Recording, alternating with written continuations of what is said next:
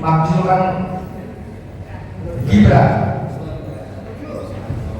Nah, apa yang tertulis di 8 poin itu kami jelas sangat mendukung dan sangat sepakat.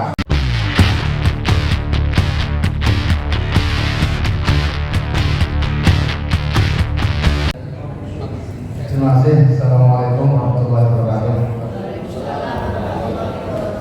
Mungkin kami hanya akan menegaskan kepada seluruh pengurus Front Kebangkitan Petani dan Nelayan seluruh Indonesia dan menghimbau kepada para nelayan, pejuang protein, para petani, pejuang karbohidrat seluruh Indonesia.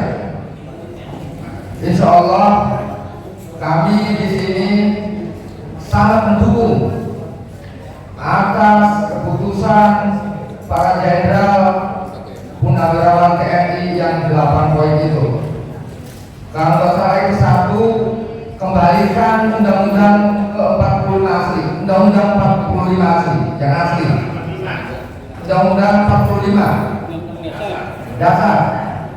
Nah, yang kedua, makzulkan Gibran.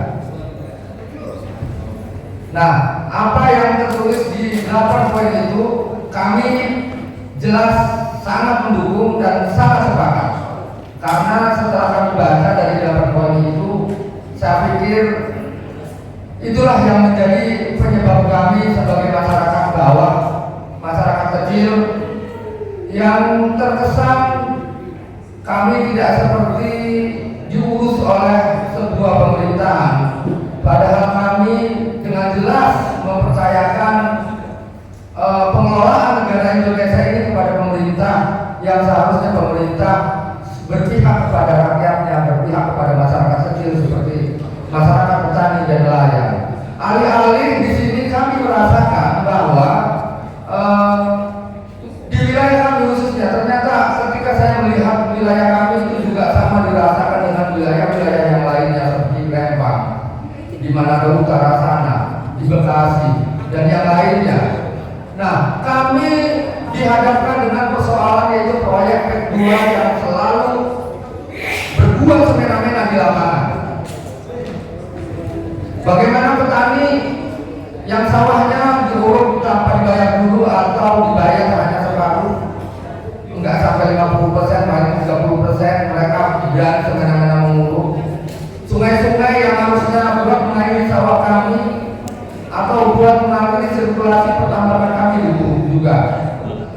Dan ternyata itu terjadi bukan hanya di wilayah kami, tapi juga di wilayah-wilayah yang lain, termasuk di wilayah Penjagaan Ilir, di wilayah Papua, di wilayah Turunaka, dan mungkin itu juga terjadi di wilayah-wilayah di luar provinsi, yaitu Provinsi Banten. Nah, artinya ketika kita melihat 8 poin itu, saya pikir ini kayaknya penyebabnya. Tambah-tambahan persoalan di jasa Palestina, kayaknya kita ini kalau tidak melawan dari mulai saat ini, sepertinya ini negara mau diserahkan mentah-mentah kepada penjajah. Cuman sayangnya lagi-lagi tidak mungkin ada transaksi tanah, perizinan yang kaitannya dengan pemerintah. Pasti ini ada tangan-tangan pemerintah yang mencoba kompromi menjual belikan kewenangan mereka kepada korporasi atau oligarki yang jahat ini. Sehingga kami hanya sebagai korban, sebagai masyarakat hanya sebagai korban. Mereka tidak melihat kami, karena mereka melihat negaranya hanya dari belakang meja. Para menteri, para jenderal, gitu kan, tidak pernah melihat masyarakatnya yang sedang menjerit di sana seperti apa. Maka jalan satu-satunya adalah kami harus teriakkan perlawanan ini kepada mereka.